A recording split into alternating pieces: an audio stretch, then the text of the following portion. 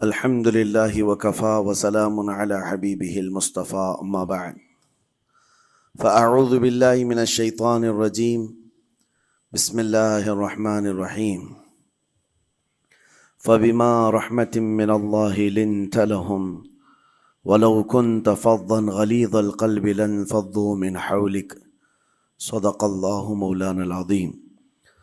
بارگاہ رسالت معاب صلی اللہ تعالیٰ علیہ وسلم میں درود پاک کا ہدیہ پیش کریں۔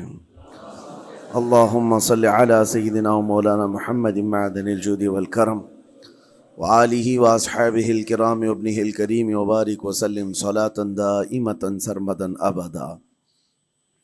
عزیزان گرامی وقار، انسان کو اللہ تبارک و تعالیٰ نے جو خصوصیات عطا کی ہیں اس میں خاص طور پر زبان اور بیان کی خصوصیت بہت اہم ہے۔ شیخ سعدی رحمۃ اللہ تعالیٰ علیہ فرماتے ہیں، تا مرد سخن نہ گفتہ باشد عیب و ہنرش نہ ہفتہ باشد۔ جب تک آدمی بات نہیں کرتا اس کی اچھائی بھی چھپی رہتی ہے، برائی بھی چھپی رہتی ہے۔ انسان اپنے کلام سے، اپنی بات سے سمجھ میں آ جاتا ہے کہ کس کیٹیگری کا ہے، کس لیول کا ہے۔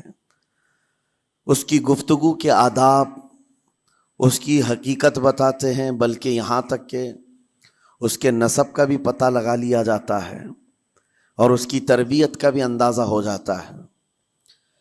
حضرت لقمان حکیم سے پوچھا گیا نیکی کس کا نام ہے، تو آپ نے فرمایا دو چیزیں اور بہت چھوٹی ہیں۔ نیکی دو چیزیں ہیں جو بہت چھوٹی ہیں۔ کہا کیا ہے؟ کہا کہ ملاقات میں لوگ اپنے بھائیوں سے مسکرانا اور نرم گفتگو کرنا۔ ساری نیکیوں کی جڑ ہے یہ، نرم گفتگو کرنا اور لوگوں سے خندہ پیشانی کے ساتھ مسکرا کر ملاقات کرنا۔ لیکن میرے عزیزو، یہ دو چیزیں بناوٹی تو بہت سارے لوگوں کے ساتھ آ سکتی ہیں، اخلاق تصنع جس کو کہتے ہیں، تکلف کے ساتھ بہت سارے لوگوں کے ساتھ آ سکتی ہیں، لیکن حقیقت میں جس انسان کی طبیعت میں یہ دو چیزیں ہونی چاہیے وہ کب سمجھ میں آتی ہیں؟ اس وقت جو مولا علی کرم اللہ وجہہ الکریم نے فرمایا کسی انسان کو اس کی حقیقت دیکھنا ہو تو غصے کے عالم میں اسے دیکھو۔ وہ اپنے آپے سے باہر ہوتا ہے یا اپنے مزاج کے خلاف کس طرح بات کو سن کر کے تحمل رکھتا ہے۔ سب سے بڑا پہلوان وہ ہے جس نے اپنے غصے کو کنٹرول کیا اور اپنی زبان پر قابو پا لیا، ورنہ یہ وہ لمحہ ہے جب انسان پھٹ پڑتا ہے، جو دل کے اندر ہے سب کہہ جاتا ہے۔ آپ کو میں بتاؤں، نبی کریم صلی اللہ تعالیٰ علیہ وسلم کے عظیم اخلاق کریمہ، بخاری شریف کی حدیث ہے، حضور مسجد نبوی میں تشریف فرما ہے۔ اس وقت مسجد نبوی، آج ہو سکتا ہے آپ کے ذہن میں جو امیج ہے مسجد نبوی کی، بہت بڑی عالی شان مسجد، لیکن وہ زمانہ نبوی میں اس طرح کی نہیں ہے۔ کچی دیواریں تھی، اوپر چھپر کے چھت پڑے ہوئے تھے اور مٹی کی زمین تھی۔ یہ مسجد نبوی کی شکل اس زمانے میں حضور اکرم صلی اللہ تعالیٰ علیہ وسلم اپنے صحابہ کے ساتھ بیٹھے ہیں، ایک دیہات کا رہنے والا شخص آیا۔ ایک بات یاد رکھیں کہ دیہات میں، گاؤں میں رہنے والوں کے اخلاق اور تمیز میں بڑا فرق ہوتا ہے، ان کے ہاں آداب کی کمی ہوتی ہے۔ وہ شخص آیا اور مسجد نبوی میں آ کر حضور صلی اللہ علیہ وسلم سے کچھ بات چیت کیا اور تھوڑی دیر کے بعد مسجد میں ہی کھڑے ہو کر پیشاب کرنا شروع کیا۔ بخاری شریف میں یہ حدیث موجود ہے۔ جب مسجد نبوی میں کھڑے ہو کر پیشاب کرے تو صحابہ اکرام سب دیکھ کر کے دوڑانے لگ گئے، خذوہ خذوہ، پکڑو اس کو، پکڑو اس کو، اور صحابہ دوڑاتے تھے، وہ پیشاب کرتے ہوئے بھاگتا تھا پوری مسجد میں۔ نبی پاک صلی اللہ تعالیٰ علیہ وسلم نے فرمایا دعوہ، چھوڑ دو اس کو، کر لینے دو، پیشاب کر رہا ہے مسجد میں، چھوڑ دو اس کو۔ جب وہ صحابہ اکرام حضور کا حکم سنتے ہیں سب پیچھے ہٹ گئے۔ تھوڑی دیر کے بعد نبی کریم صلی اللہ تعالیٰ علیہ وسلم نے صحابہ سے فرمایا پانی کے ڈول بھر کر کے لائے جائیں۔ صحابہ سے ہی منگوایا، پانی کے ڈول بھر کر کے لائے گا اور مسجد نبوی کے میدان میں فرش پر بہایا گیا اور صاف کیا گیا۔ اب وہ شخص نہایت ہی ڈرا سہما کھڑا تھا، میرے ساتھ کیا ہوگا پتہ نہیں، میں نے پیشاب کیا، اب مجھے یہ لوگ قتل کر ڈالیں۔ نبی کریم صلی اللہ تعالی علیہ وسلم نے قریب بلایا اور فرمایا، نہایت نرم گفتگو کے ساتھ حضور فرماتے ہیں، یہ اللہ کا گھر ہے، یہاں پیشاب نہیں پیشانیاں رکھی جاتی ہیں۔ بس یہ جملہ ہے، بخاری شریف میں موجود ہے، یہاں عبادت کی جاتی ہے۔ اتنا کہہ کر رخصت ہو گئے، رخصت کر دیا۔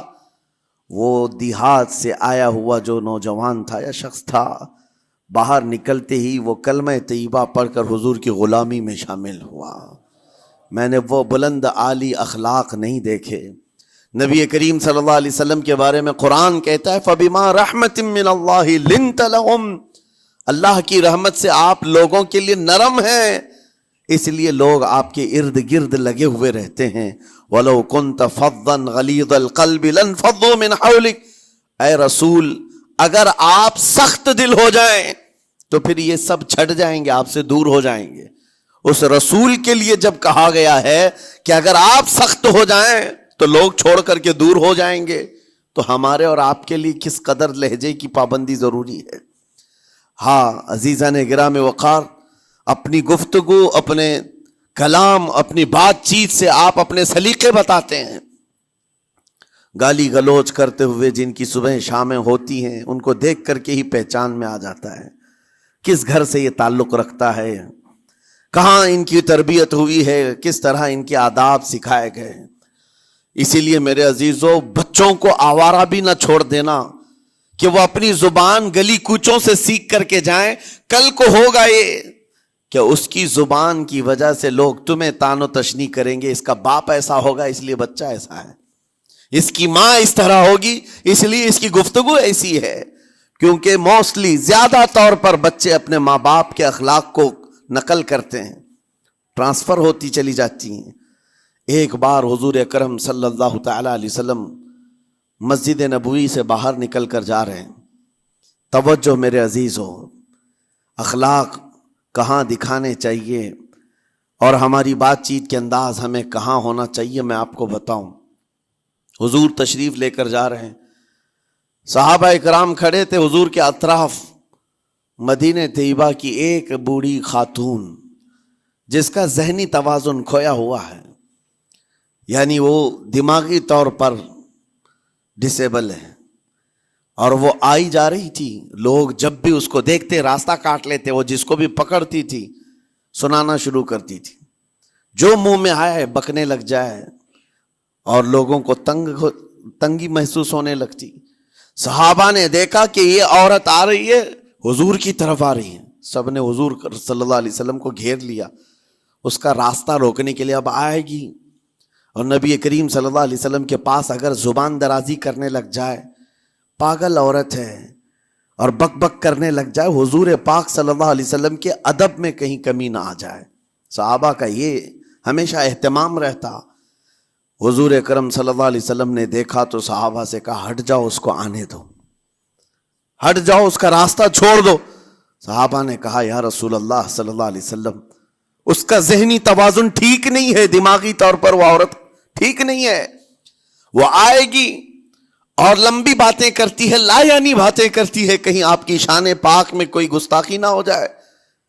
صحابہ روک رہے تھے، حضور پاک صلی اللہ علیہ وسلم نے سختی سے فرمایا، ارشاد فرمایا، ہٹ جاؤ، اس کا راستہ چھوڑ دو، مجھے پتا ہے پورے مدینے میں اس کی کوئی نہیں سنتا، میں بھی نہ سنوں تو کس کو سنائے گی، اگر میں بھی نہ سنوں تو وہ کس کو سنائے گی۔ یہ میرے مصطفیٰ کریم صلی اللہ تعالی علیہ وسلم کے دربار عالی جاہ کی وہ بلند اخلاق کریمانہ کی ایک مثال ہے، جس کو خود میرے آقا نے فرمایا، بعثت لأتمم مکارم الاخلاق۔ عزیزان گرامی وقار، لوگوں کے آج حالات ایسے ہیں کہ اچھے لوگوں کے ساتھ اخلاق الگ دکھائے جاتے ہیں، چھوٹے لوگوں کے ساتھ اخلاق الگ دکھائے جاتے ہیں۔ سٹیٹس کا آدمی ہو تو اس کے ساتھ ملنے کے طریقے الگ ہیں، اور غریب کوئی آ جائے، فقیر کوئی آ جائے تو اس سے ملنے کا انداز الگ ہو جائے۔ یہ نہ ہو، یہ ہم سب کے لیے نصیحت ہے۔ اسی ممبئی کی سرزمین پر میں آپ کو بتاؤں، ایک ماہم شریف میں بزرگ حاجی صاحب ہوا کرتے تھے، آج سے تقریباً 10-12 سال پہلے کی. وہ کئی لوگوں سے ایک سوال کرتے تھے پکڑ پکڑ کر کے کہ میرا ایک سوال ہے، آپ جواب دیں گے، میرا ایک سوال ہے. کئی علماء سے انہوں نے پوچھا، مجھ سے بھی انہوں نے، جب میں نیا تھا مصر سے پڑھ کر کے آیا تھا، میرے پاس آ کر کہا کافی سالوں سے میرے ذہن میں ایک سوال ہوتا ہے، میں آپ سے بھی پوچھنا چاہتا ہوں. کہا بتائیے کیا ہے؟ کہا میں حضور سرکار مجاہد ملت رحمت اللہ علیہ کا مرید ہوں. علامہ حبیب الرحمن مجاہد ملت، رئیس اعظم اڑیسہ، جن کے خدمات جلیلہ آج ہو سکتا ہے نئی جنریشن کو نہ معلوم ہو، ان کا لقب ہے مجاہد ملت، جنہوں نے سنیت کی بقا کے لیے اپنا تن من دھن سب قربان کیا تھا. وہ مجاہد ملت عظیم بزرگ ولی کامل ہے. یہ حاجی صاحب کہتے ہیں کہ میں ایک نارمل آدمی تھا، کڑیا تھا، یعنی گھر بنانے کا کام کرتا تھا. جب وہ ممبئی تشریف لاتے تو دوڑ کر کے ہر جگہ سے لوگ ملنے آتے، میں بھی گیا تھا. اور اس وقت میں جوان تھا. حضور مجاہد ملت رحمت اللہ علیہ کی بات وہ بتا رہے ہیں کہ لوگ لائن لگا کر کے مصافحہ کر رہے تھے، مل رہے تھے. جب مل رہے تھے تو پھر میرا نمبر آیا، میں ملنے کے لیے گیا. بزرگوں کے سب ہاتھ چومتے ہیں، یہ ہمارے سنیوں کے طریق ہیں.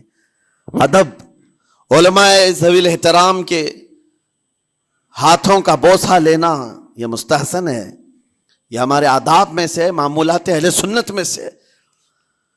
تو جب سب لوگ ان کے دست بوسی کر رہے تھے، ہاتھ چوم رہے تھے، میں بھی قریب گیا. اور جب میرا نمبر آیا، میں ہاتھ چومنے کے لیے گیا تو انہوں نے میرا ہاتھ لے کر خود ہی چوم لیا.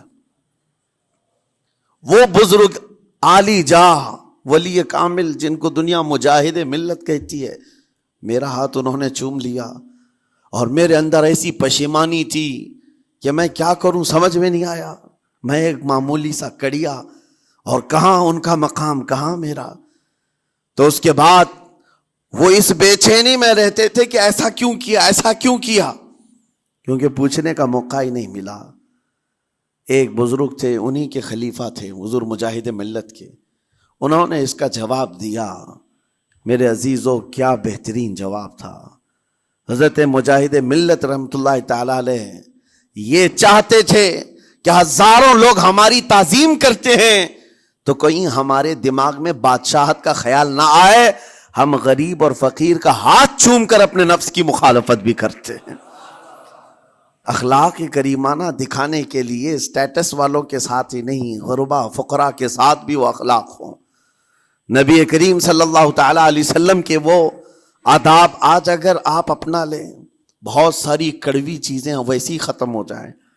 آج ممبئی کی سرزمین پر سب سے بڑا یہ چیلنج ہے بات کرنے میں. نوجوانوں کے تو آج پارے چڑھے ہوئے ہوتے ہیں، ان سے کوئی بھی بات کر لے، جس تیور میں یہ بات کرتے ہیں ایسا لگتا ہے کہ ابھی لڑائی ہو جائے گی، ابھی جھگڑا ہو جائے گا. اس کی عادت سی بن گئی ہے. آپ کو پتہ ہے فرمایا گیا، عربی کا قول ہے، جراحت السنان لها التیام ولا یلتام ما جرح اللسان. تلوار سے، چاقو سے دیا ہوا زخم سوکھ سکتا ہے، زبان سے دیا ہوا زخم کبھی نہیں سوکھتا. زبان سے دیا ہوا زخم نہیں سوکھتا. بولنے سے پہلے 1000 بار اس بات کو خیال ہونا چاہیے کہ میں جس کو بول رہا ہوں کہیں اس کا دل چھلنی تو نہیں ہو جائے. میری زبان یہ ہوتی 50 گرام کی چھوٹی زبان ہے، لیکن بڑے بڑے لوگوں کے کلیجے چیر کر رکھتی ہے، بڑے بڑے لوگوں کے دلوں میں سوراخ کر کے رکھتی ہے، زخمی کر کے رکھتی ہے اس کا استعمال. اسی لیے روایت میں ملتا ہے کہ جب انسان صبح کرتا ہے تو سارے اعضاء، ہاتھ پیر آنکھ کان ناک، سارے اعضاء سب سے پہلے زبان سے یہ عرض کرتے ہیں، اس کی پناہ مانگتے ہیں، کہتے ہیں آج تو صحیح سلامت رہے گی تو ہم سب صحیح سلامت رہیں گے، اور اگر تو پھسل گئی تو عذاب ہم پر بھی ہوگا. زبان بولتی ہے، مار کسی اور کو پڑتی ہے.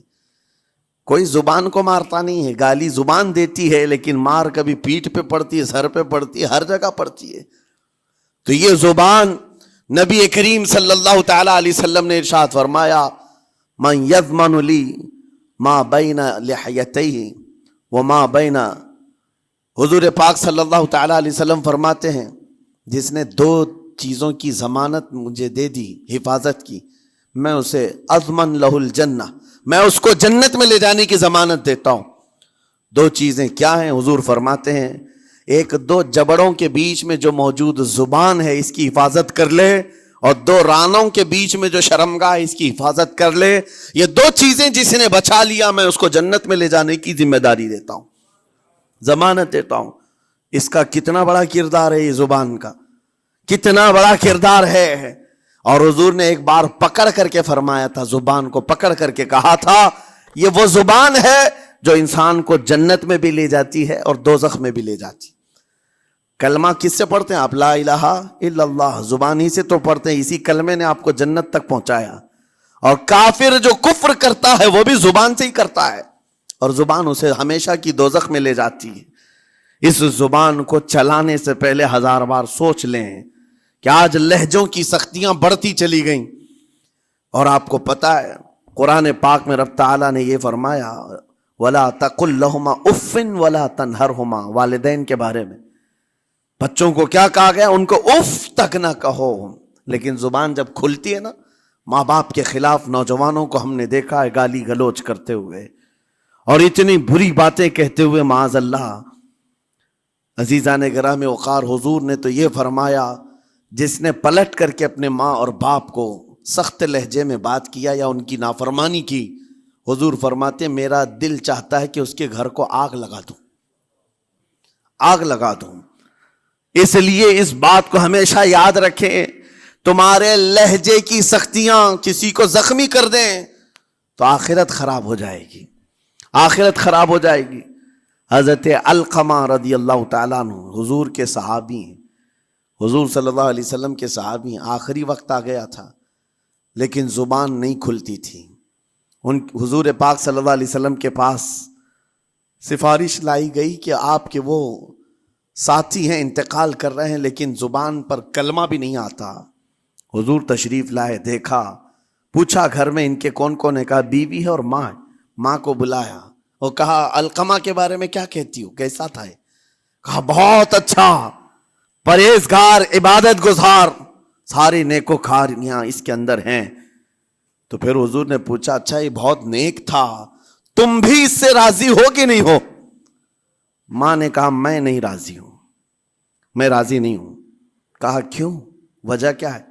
کہا یا رسول اللہ میرا اکلوتا بیٹا، میرا تنہا بیٹا تھا، بڑی محبتوں کے ساتھ اس کو پالا تھا، اور جب میں نے اس کی شادی کی اپنی بیوی کو لایا، اور جب بیوی گھر پر آ گئی تو میری بات کو ہلکے میں لیتا، اپنی بیوی کی بات کو فوقیت دیتا، ترجیح دیتا۔ اور اس وقت غالباً یہ باتیں تھی کہ زبان سے کوئی کلمہ ان کے نکلا ہوگا جو بیوی کی حمایت میں تھی، ماں کو تکلیف پہنچ گئی۔ کہا میرا دل گوارا نہیں کرتا، میں اس سے راضی نہیں ہوں، باقی وہ بہت نیک بندہ ہے، بہت اچھا ہے۔ حضور نے فرمایا دیکھو زندگی کے آخری پڑاؤ پر آ چکا ہے، روح نکلنے کو ہے، معاف کر دو۔ وہ بھی صحابیہ تھی، انہوں نے کہا آقا آپ کا حکم ہے یا مشورہ ہے؟ اگر حکم ہے تو پھر ماننا ہے۔ حضور نے فرمایا نہیں، حکم نہیں، مشورہ ہے۔ کہا مشورہ ہے تو پھر دل نہیں چاہتا، دل نہیں چاہتا۔ حضور نے فرمایا صحابہ سے کہ لکڑیاں جمع کرو، آگ لگاؤ اور انہیں اٹھاؤ، آگ میں ڈال دو۔ آگ دہکائی گئی تو ماں کی ظاہر سی بات ہے ممتا بے چین ہو گئی۔ کہا ان کو میرے سامنے آگ میں ڈالیں گے؟ کہا ہاں، اس سے بہتر ہے کہ وہاں جلے گا، یہاں جلے۔ وہ ماں کہتی آقا آپ گواہ ہو جائیں، میں اپنے بیٹے کو معاف کرتی ہوں۔ ادھر معاف کیا، ان کی زبان پر کلمہ طیبہ جاری ہوا۔ میرے عزیزو یہ بتانا مقصود اس لیے ہے کہ زبان سے دیے ہوئے زخم خواہ والدین کو ہو، یہ معمولی نہیں ہوتے۔ ہو سکتا ہے آخری وقت تمہاری زبان بند ہو جائے اور کلمہ طیبہ بھی نہ جاری ہو، زبان کھلنے بھی نہ لگے، یہ حالات آ جائیں گے۔ اس لیے اپنی زبان کا کنٹرول برقرار رکھو، کس سے کیا کہنا ہے۔ ابھی میں اس کا دوسرا پارٹ بھی بتاتا ہوں زبان کے استعمال کا۔ یہ نرمی لہجے کے اندر ہونا بہت ضروری ہے، لیکن کچھ جگہوں پر سختی کی اجازت ہے، لیکن وہ مقامات الگ ہیں۔ نرم لہجہ، حضور پاک صلی اللہ تعالیٰ علیہ وسلم کے فرامین میں سے ہے ایک بات بڑی، بغداد مقدسہ میں نے ایک ولی پاک کی زیارت کی، ان کے آستانے پر بھی میں ابھی بیان کیا تھا۔ حضرت بہلول دانا مجذوب بزرگ تھے اور بغداد کی گلیوں میں کہیں پر بھی بیٹھ جاتے تھے، اور جو جانکار تھے وہ سمجھتے تھے یہ اللہ والا بندہ ہے۔ مجذوب کس کو کہتے ہیں؟ جس کی یاد الہی میں عقل فنا ہو گئی، ختم ہو گئی، اللہ کے ذکر میں اور اللہ کی یاد میں اپنے آپ کو فنا کر دیا ہے، اس کے اوپر شریعت کا قلم نہیں۔ ظاہر سی بات ہے شریعت کے سارے احکام اس پر ہیں جس کی عقل سلامت ہے، عاقل ہو بالغ ہو تو نماز فرض ہے نا، عقل ہی نہیں ہے تو وہ مجذوب ان اولیاء کو کہتے ہیں۔ لیکن ان کے بارے میں حدیث میں ہے، اللہ کے نبی نے فرمایا وہ ایسے بندے ہیں کہ اگر اللہ کو قسم دے دیں کسی بات کی، اللہ ان کی قسم پوری کرتا ہے۔ وہ بہلول دانا بیٹھے ہوئے تھے، بغداد کا ایک مشہور تاجر تھا، لیکن خستہ حال تھا، بہت نقصان اٹھا چکا تھا، خسارے میں چل رہا تھا، بزنس پورا لاس میں، اور وہ پریشان حال بہلول دانا کے پاس آیا، گڑ گڑایا، کہا کہ حضور مجھے بچا لیں، رحم کر لیں، میں تاجر ہوں، لٹ گیا ہوں، لاس میں ہوں، کچھ آپ فرما دیں، میں کیسے اس بھنور سے نکلوں؟ بہلول دانا نے دیکھا، کہا ٹھیک ہے کچھ پیسے بچے ہیں؟ کہا ہاں ہے، وہ بس اتنا سرمایہ ہے کہ مال لیتا ہوں پھر بیچ دیتا ہوں، نفع نہیں ہوتا۔ بہلول دانا نے کہا ایک کام کر، کالا کپڑا جتنا ملتا ہے سب خرید لے، پورے شہر سے کالا کپڑا جہاں جہاں مل جائے سب لے کر اسٹاک کر لے۔ کہا جی حضور آپ نے جیسا فرمایا۔ گیا، جتنا سرمایہ تھا سب لگا دیا، کالا کپڑا خرید کر ایک جگہ اسٹاک کر دیا۔ اللہ والے کا حکم تھا، لیکن ہوا یہ کہ بغداد کا معمول تھا، 8 دن گزرے نہیں تھے کہ وہاں وقت کے حاکم کا انتقال ہوا، اور جب حاکم کا انتقال ہوتا تو شہر کے جتنے بڑے لوگ ہوتے، رئیس لوگ، وہ اس کے سوگ میں، اس کے غم میں کالا کپڑا پہنتے تھے، اور کالا کپڑا سوائے اس تاجر کے کسی کے پاس نہیں تھا، اور سارے بڑے لوگ پیسوں سے اس کے پاس کالا کپڑا خریدنے آئے، یہ منہ بولے قیمت پر، جیسے تیسے جتنی قیمت پر بولے سب خرید کر لے جاتے، اور پل بھر میں ایک دن کے اندر وہ بہت بڑا کروڑ پتی بن گئے، بہت مال آ گیا۔ یہ بات یاد رکھیں، اللہ مال دیتا ہے، اس کے بعد پھر آزمائش بھی ہوتی ہے۔ مال اتنا آ گیا، اب لے کر کے مستیاں تھیں، چند دن گزرے، ظاہر سی بات ہے مال کو بڑھانے کی تمنا ہر ایک کی ہوتی ہے، کوئی یہاں پر اینڈ کرنے والا نہیں ہے دنیا میں، چاہے اس کا بزنس اربوں پر بھی پہنچ جائے، اسے آگے پہنچنا ہے۔ چند دن گزرے تھے، 8-10 دن، پھر آیا حضرت بہلول دانا کو ڈھونڈتے ہوئے، ایک جگہ میدان میں یہ مجذوب بزرگ بیٹھے مل گئے، آیا اور کہا او دیوانے بتا اب کیا خریدوں، پیسہ بہت ہے ابھی میرے پاس، بتا دیوانے اب کیا خریدوں؟ انہوں نے دیکھا، کہا کہ لہجہ تو بدلا ہوا ہے، پیسہ بہت زیادہ تھا، کہا کہ ٹھیک ہے کوئی بات نہیں، اللہ والوں کو ان سب چیزوں سے کوئی لینا دینا نہیں۔ آپ نے کہا مال جتنا ہے تیرے پاس سب لے کر کے خربوز خرید لے، تربوز خرید لے، جس کو کلنگڑ کہتے ہیں، تربوز پورے خرید لے۔ اس نے کروڑوں کی جائیداد پورے تربوزوں میں لگا تھی، سب تربوز خرید کر سٹاک کر دیا ایک جگہ، اور اس کے گمان میں یہی تھا کہ چند دن گزریں گے، کوئی ایسا ہی حادثہ ہوگا جب تربوز منہ مانگی قیمت پہ لوگ خریدیں گے اور میں بیچوں گا۔ پورا مال تربوز میں لگایا، 2 دن 4 دن 6 دن 8 دن گزرے، کوئی حادثہ نہیں، ادھر تو تربوز سڑنے لگ گئے، وہ تو زیادہ دن سٹاک نہیں کیے جا سکتے، سڑن شروع ہو گئی، پھر تھوڑے دنوں کے بعد پورے کے پورے سڑ گئے، کروڑوں کا مال تربوز میں سڑ کے چلا گیا، وہ بیچ بھی نہیں سکا، کچھ نہیں کر سکا، واپس چیختا چلاتا اسی حالت میں آیا، پہلے سے بھی زیادہ بدتر حالت میں آ گیا ہوں، دوڑتے ہوئے آیا، حضرت بہلول دانا کو ڈھونڈتے ہوئے، کہاں ہیں؟ وہ اسی جگہ بیٹھے ہوئے مٹی میں بیٹھے رہتے تھے، قریب آیا اور کہنے لگا کہ آپ نے میرے ساتھ ایسا کیوں کیا بہلول؟ بہلول دانا نے کہا کیا ہوا؟ کہا میں تو لٹ گیا، तरबूज में पैसे लगाए आपकी वजह से और पूरे सड़ गए। बहलूल दाना ने कहा मैंने तो कुछ नहीं किया, पहले तो तुझे नफा मिला था वो तेरे लहजे की वजह से, अब खसारा हुआ है तेरे लहजे की वजह से। पहले जो आया था बात करने के लिए उस वक्त तेरी तमीज अलग थी, तेरी तहजीब अलग थी, अखलाक अलग थी। गिड़गिड़ा कर कहा था कि मैं लुट गया हूं, आप रहम कर दें। दूसरी बार आकर के क्या कहा, ओ दीवाने बता क्या खरीदूं। लहजा बदल गया तो पूरी हैसियत बदल गई। जुबान हमारी ऊंचाई पर भी ले जाती है और नीचे भी ले आती है। इस बात को हमेशा मलहूज रखें कि इस जुबान से बहुत सारे लोग नफा भी उठाते हैं, बहुत सारे लोगों को नुकसान भी होता है।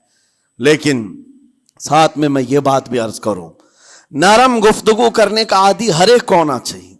नरम गुफ्तगू करने का आदी हर एक को होना चाहिए। उसकी नेकियों की अलामत है, उसके अखलाक की अलामत है। लेकिन साथ में इमाम शाफी रहमतुल्लाह ताला अलैह ने यह भी फरमाया, चाहे जितनी भी नरम तबीयत हो इंसान की, अल्लाह और उसके रसूल के लिए गैरत होनी चाहिए। अल्लाह उसके रसूल के खिलाफ बात सुने तो फिर नरम लहजे का इस्तेमाल ना करे, फिर वो बुज़दिली कहलाएगी, वो बुज़दिली कहलाएगी। आज मैं एक बात ये भी बता दूं, बहुत सारे लोग ये समझते भी हैं। अभी चंद दिन कबल मैं माररा मुतहरा में बयान किया अखलाक के औलिया इकराम के मजहब व मसलक पर, और पिछले 15 सालों से मैंने बहुत सारे खिताबात किए हैं अखलाक पर, मुआशरे की बुराइयों पर। लेकिन अभी चूंकि चंद दिनों में जलसे प्रोग्राम बहुत सारे हो गए और अजमत नामों से रिसालत पर ज़्यादा गुफ्तगू होने लगी, तो लोगों में एक इमेज अलग बैठी हुई है। और अभी हमने अखलाक के हसना पर गुफ्तगू क्या की। 8 दिन पहले एक बुजुर्ग ने मुझसे पूछा, ऐसी भी तकरीर करते हैं आप ऐसी भी तकरीर करते हैं, यानी नरम गुफ्तगू भी करते हैं? मतलब यह है कि हमारी इमेज ऐसी बना कर रखें कि हम हर वक्त चिल्लाते ही रहते हैं, हर वक्त ललकारते ही रहते हैं। मेरे अजीजों, मैं यहां पैगाम देना चाहता हूं, हम कुरान के उस आयत पर अमल करना चाहते हैं जो मौला ने फरमाया, अशिद्दाउ अलल कुफ्फारी रुहमाउ बैनहुम। मोमिनीन की शान है, सहाबा की शान है, वो काफिरों पर सख्त हुआ करते हैं और मोमिनों के लिए नरम दिल हुआ करते हैं। जुबान की नरमी ईमान वालों के लिए है, जुबान की नरमी मोहब्बत मुस्तफा के लिए है, आशिकाने मुस्तफा के लिए है। साथ में जुबान की सख्ती कुफ्फार और मुशरिकीन के लिए है, गुस्ताखाने रसूल के लिए है। और अगर ये चीज नहीं आई तो फिर आप समझ लें नेक उस वक्त नहीं कहलाएगा आदमी। बाज लोगों को ऐसा लगता है नरम बात करना चाहिए, नरम गुफ्तगू, बिल्कुल सही है, यह अखलाक है। लेकिन अगर ऐसे मकामात पर जहां तुम्हारे नबी को कोई गाली दे रहा हो, रब की शान में कोई भौंक रहा हो, उस वक्त तुम कहो कि अखलाक है, नरम बात करना चाहिए, ये बेगैरती है, ये बेगैरती है। तुम्हारी बीवी को अगर तुम्हारे सामने कोई छू दे और उसके बाद तुम हंस करके उससे कहो ठीक है जाइए साहब, आपको कहा जाएगा बेगैरत आदमी, बेगैरत आदमी है। इंसान को अपनी बीवी, अपनी बेटी, अपनी मां पर भी गैरत होती है, वो सुनता नहीं है, ये पैदाइशी है, फितरत है इंसान की। और मोमिन की शान ये है, सबसे बड़ी गैरत उसके लिए अल्लाह और उसके रसूल के लिए हुआ करती है। अल्लाह उसके रसूल के लिए मां और बाप को गालियां एक वक्त में बर्दाश्त कर भी ले जाए, लेकिन अल्लाह और उसके रसूल की शान में वह हरगिज बर्दाश्त ना करे। यह ईमान की अलामतों में से है। बहरहाल मैंने जुबान के दोनों इस्तेमाल आपको बताए, सख्त लहजे भी हैं, नरम लहजे भी हैं। लेकिन जब आपका पाला किसी गुस्ताख से ना पड़े तो हमेशा नरम गुफ्तगू करने के आदी बने। मोमिनीन में नरम लहजे का इख्तियार हमेशा रहे। इससे अखलाक आपके बताए दिखाए जाते हैं, इससे आपके अखलाक मालूम होते हैं, साथ ही मुआशरे में नरमी और मोहब्बत का माहौल भी कायम होता है।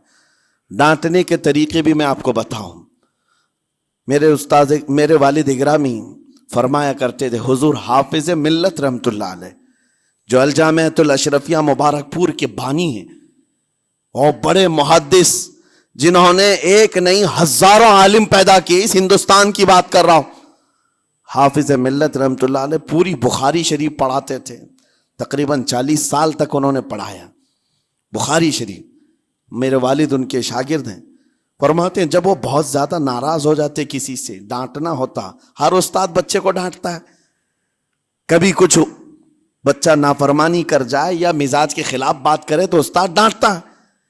تو حافظ ملت رحمۃ اللہ علیہ اگر کسی شاگرد کو ڈانٹتے بھی غصے میں تو کہتے ہیں اے جنتی کیا کر رہا ہے. کہتے ہیں اگر یہ جملہ قبول بھی ہو جائے تو بچہ جنتی ہو جائے. لہجے کی یہ استعمالات اولیاء سے سیکھو میرے عزیزو. غصے پر کنٹرول اس وقت تمہارے اخلاق معلوم ہوتے ہیں جب تمہارا غصہ عروج پر ہوتا ہے. اس وقت تمہاری حقیقت لوگوں کے سامنے آتی ہے. وہ اپنے شاگردوں کو ڈانٹتے بھی تو جنتی کہہ کر ڈانٹتے ہیں. یعنی کوئی گالی نہیں ہے، کوئی برے کلمے نہیں ہیں، بلکہ ایسا جملہ ہے کہ اگر قبول بھی ہو گیا استاد کی زبان سے اس کی تو زندگی وصول ہوگی، اس کا بیڑا پار ہو گیا. ہمارے درمیان ماں باپ کو بھی یہ چاہیے کہ بچوں کو کس طرح کے اخلاق آپ دے رہے ہیں. گفتگو کرنے کے متعلق قرآن میں اللہ تعالیٰ نے آداب بتائے ہیں. جب آپ گھروں کے اندر موجود ہوں تو بچوں کے سامنے کس طرح کی گفتگو کیا کریں گے، کیسی بات کریں گے. شوہر اور بیوی جس طرح کی باتیں کر رہے ہیں بچے کے دماغ میں وہ پورا کا پورا چھپتا ہے، ٹرانسفر ہوتا ہے. اسی لیے کہا گیا ایڈلٹ گفتگو کبھی بھی بچوں کے درمیان نہیں کی جائے گی. جو میچورٹی میں نہیں ہے ان بچوں کے سامنے ماں اور باپ بیٹھ کر کے کلام بھی نہ کریں، بات نہ کریں. معاشرہ تو آج ایسا ہے سب پوری فیملی لے کر کے بیٹھے ہوئے ہیں اور حد تو یہ ہے کہ گندی فلمیں سامنے لگی ہوئی رہتی ہیں. وہ کیسے بچا پاؤ گے؟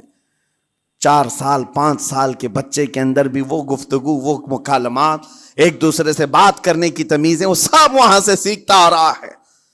گھروں کے اندر ماحول کو تبدیل کرنے کے لیے آپ کی اپنی زبان پر کنٹرول اور اپنے بچوں کی تربیت اور ان کی زبان پر کنٹرول بہت ضروری ہے. پھر دیکھنا آپ یہ معاشرہ پیدا کر کے کل کو آپ کا بچہ نکلے گا، اس کی تمیز، اس کے اخلاق پر ہر کوئی اش اش کرے گا. چند دنوں کی محنت ہے آپ کی، لیکن بچے جب سلیقے کے ساتھ گفتگو کریں تو لوگوں کا دل جیت لیا کرتے ہیں. بات کرنے کے آداب ایسے ہیں کہ لوگ دل جیت لیا کرتے ہیں. یہ میرے استاد گرامی مصر کے رہنے والے تھے. جب خطابت ہمیں سکھا رہے تھے گفتگو کرنے کے آداب، تقریر کرنے کے آداب، تو ایک امام غزالی کا قول تھا کلم الناس علی قدر عقولہم، لوگوں سے ان کی عقل کے مطابق بات کرو. اس پر وہ سمجھاتے ہوئے ہمیں ٹریننگ دیتے تھے اور کہتے تھے کہ تمہارے پاس آنے والے کئی طرح کے لوگ ہوں گے. اگر تم امام ہو، اگر داعی ہو، خطیب ہو، مقرر ہو، کوئی غریب گھر سے، کوئی بڑے امیر گھر سے، کوئی پڑھا لکھا آئے گا، کوئی جاہل ہوگا، کوئی بدتمیز بھی ہوگا، کوئی نیکوکار، کوئی گنہگار، سب طرح کے مکس مجموعہ تمہارے پاس ہوگا. ان سے خطاب کرنا، ان سے بات کرنا، کس انداز سے بات کرو گے، کیسے ان سے کلام کرو گے. میرے عزیزو یہ ہمارا اپنا ہنر نہیں ہے. ہم جو آپ کے سامنے گفتگو کر رہے ہیں یہ ہمارا فن نہیں ہے، یہ اپنا پیدا کیا وہ ہنر نہیں ہے. ہمیں سکھایا گیا تھا صرف اور صرف آپ کو اس مجمع سے اور یہ آئے ہوئے جمع غفیر سے بات کرنے کے لیے ایک ہی اسلوب اپنانا ہے. دیکھنا ہے کہ رسول اللہ کیسے بات کیا کرتے تھے. میرے آقا صلی اللہ تعالی علیہ وسلم کا اسلوب اپناؤ. حضور کے خطبے دیکھو، حضور جب خطاب کرتے، ظاہر سی بات ہے مسجد نبوی میں اس وقت بھی لوگ، ہر طرح کے لوگ آتے، دیہات کے بھی تھے، شہر کے بھی تھے، اعلیٰ دماغ والے لوگ اور کئی الگ الگ قسم کے لوگ آتے. حضور کا خطاب سب کے لیے تھا.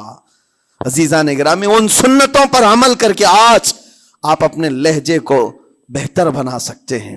بس میری گفتگو کا خلاصہ یہی ہے کہ اللہ تعالیٰ ہمیں زبان کا صحیح استعمال عطا فرمائے، ورنہ یہ زبان کی سختیاں اور اس کی کڑواہٹ ہمیں دوزخ میں بھی لے جاتی ہے، دوزخ تک لے جا سکتی ہے.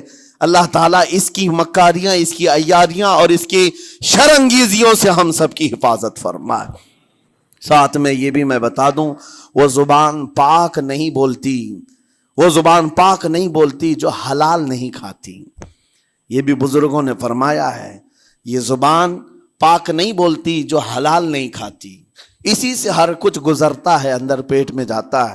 حلال لقمے اس سے گزارو تو زبان پاک بولے، اللہ کا ذکر کرے اور تمہیں زبان میں وہ لذت آنے لگ جائے۔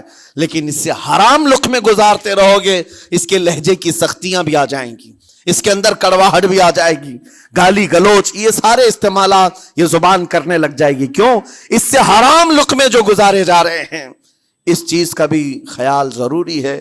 زبان کو جس طرح کا پیٹرول دو گے ویسی چلے گی یہ گاڑی، جس طرح کا ڈیزل اس کے اندر ڈالتے ہو، حرام یا حلال، یہ بہت معنی رکھتا ہے۔